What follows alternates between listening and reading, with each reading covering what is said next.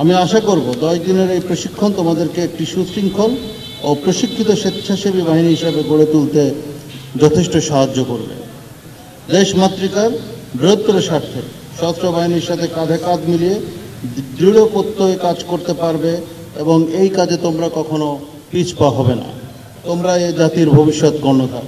এই স্বল্প সময় ও পরিসরে বহুমাত্রিক প্রশিক্ষণগুলোকে বাস্তব জীবনে যথাযথ প্রয়োগ করতে পারলেই প্রশিক্ষণের যে মূল মন্ত্র জ্ঞান, শৃঙ্খলা এবং স্বেচ্ছাসেবী, এই 3টি মূল মন্ত্রকে হৃদয়ে লালন করে সময় ও চাহিদার সাথে তাল মিলিয়ে সাম্প্রতিক সময়ে বিএনসিসির কার্যক্রম বহুলাংশে বৃদ্ধি পেয়েছে।